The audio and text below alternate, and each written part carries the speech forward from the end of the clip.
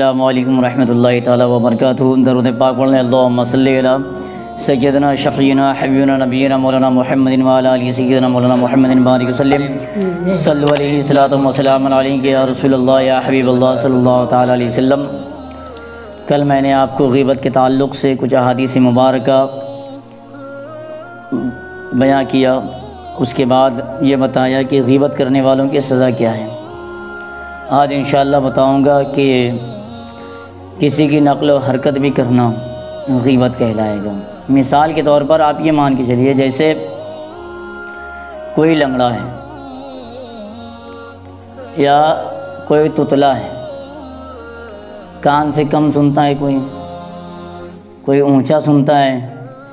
اب بہت سارے لوگ، بہت سارے ہمارے مسلمان بھائی، خاص کر کے ہمارے نوجوان لڑکوں میں یا ہماری ماں اور بہنوں میں یہ باتیں بالکل سرایت کر گئی ہے اور انہیں وہ بیان کرنا برا نہیں سمجھتے۔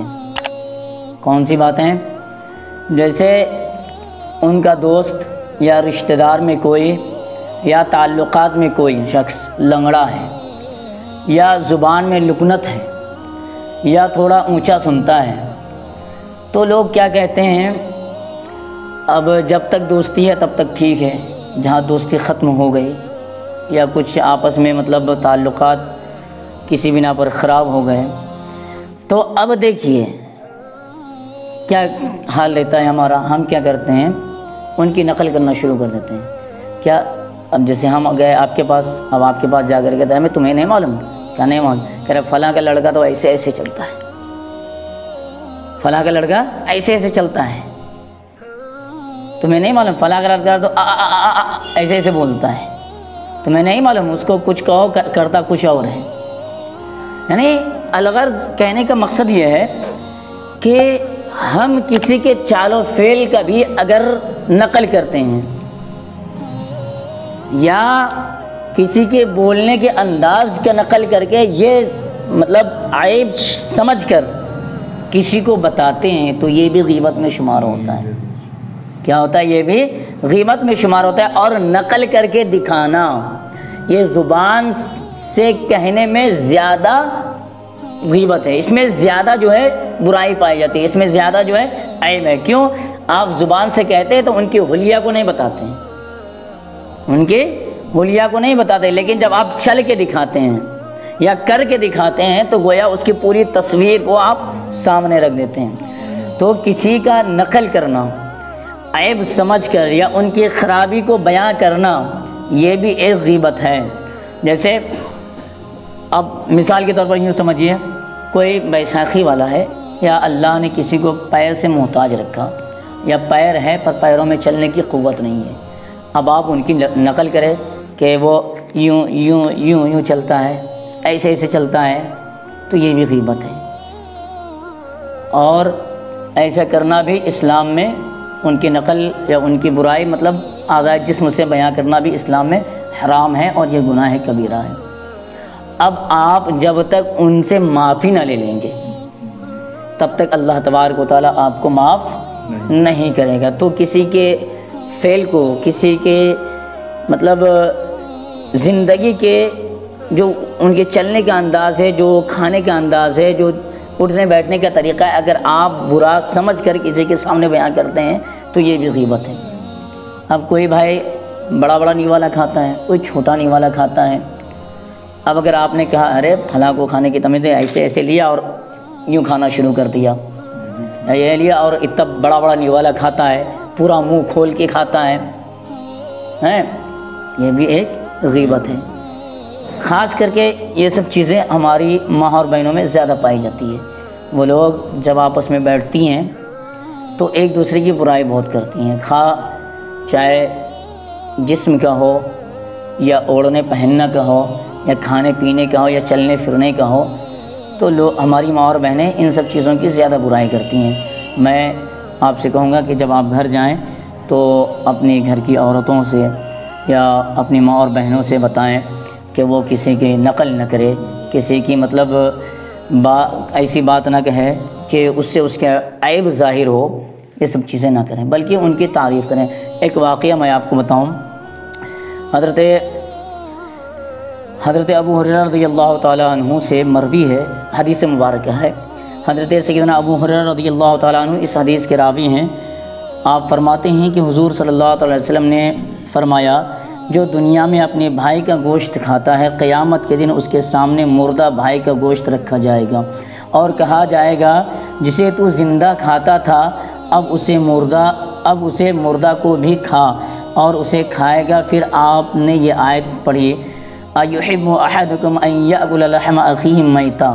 مطلب کیا ہے کہ جب ہم دنیا میں کسی کی برائی کرتے ہیں گویا ہم اس کا گوشت کھاتے ہیں، تو میدان محشر میں اللہ تبارک و تعالیٰ اسے مردہ میرے سامنے پیش کرے گا اور کہے گا، لے اس کا گوشت کھا، تو نے دنیا میں اس کی برائی کی تھی نا، اب اس کا گوشت کھا۔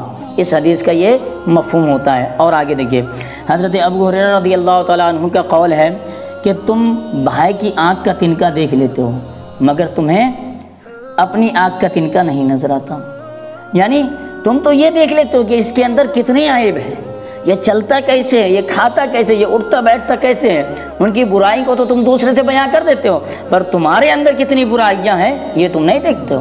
پہلے اپنے گربا میں جھانک کر دیکھو پھر دوسرے کو کہنا۔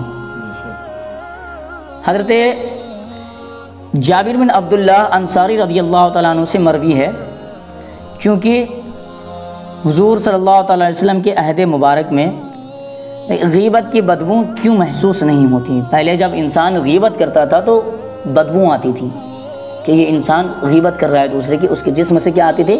بدبو آتی تھی۔ لیکن اب غیبت کی بدبو کیوں نہیں محسوس ہوتی؟ اس کی وجہ کیا ہے؟ جیسے ہم کسی کی غیبت کرتے پہلے زمانے میں، جب حضور صلی اللہ تعالیٰ علیہ وسلم موجود تھے، تو اس وقت جب اگر ہم کسی کی غیبت کرتے تو کیا ہوتا تھا کہ ہمارے جسم سے، غیبت کرنے والے کی جسم سے بدبو آتی تھی، جس سے انسان سمجھ جاتا تھا کہ یہ لوگوں کی برائی کرتا ہے، لوگوں کی عیب دوسرے کے سامنے بیان کرتا ہے، لوگوں کی غیبت کرتا ہے۔ لیکن اب غیبت کی بدبو کیوں نہیں محسوس ہوتی ہے؟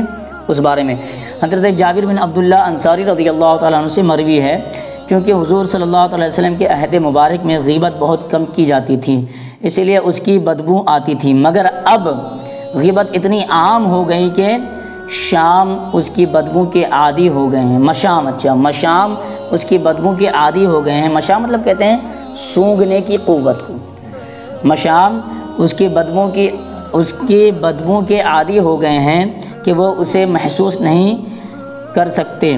اس کی مثال ایسی ہے جیسے کوئی شخص چمڑے رنگنے والوں کے گھر میں داخل ہو تو وہ اس کی بدبو سے ایک لمحہ بھی نہیں ٹھہر سکے گا، مگر وہ لوگ وہیں کھاتے پیتے ہیں اور انہیں بو محسوس نہیں ہوتی، کیونکہ اس کے مشام یعنی ناک اس قسم کی بو کے عادی ہو چکے ہیں، اور یہی حال اب غیبت کرنے والوں کے ہیں۔ مطلب پہلے حضور صلی اللہ علیہ وسلم کے زمانے میں کیا ہوتا تھا؟ غیبت کم ہوتا تھا، لوگ غیبت کم کرتے تھے، لیکن اس وقت جو غیبت کرتے تھے اس کے منہ سے بدبو آ جاتی تھی، اس کے جسم سے بدبو آتی تھی، تو لوگ سمجھ جاتے تھے کہ یہ غیبت کرنے والا، اس کو بھگاؤ یہاں سے۔ لیکن اب چونکہ غیبت کیا ہو گیا ہے؟ عام ہو گیا ہے، جہاں دیکھو وہیں ایک دوسرے کی برائی، جہاں دیکھو لوگ وہیں اس کے ٹانگ کھینچ رہے ہیں، اس کی عیب کو بیان کر رہے ہیں۔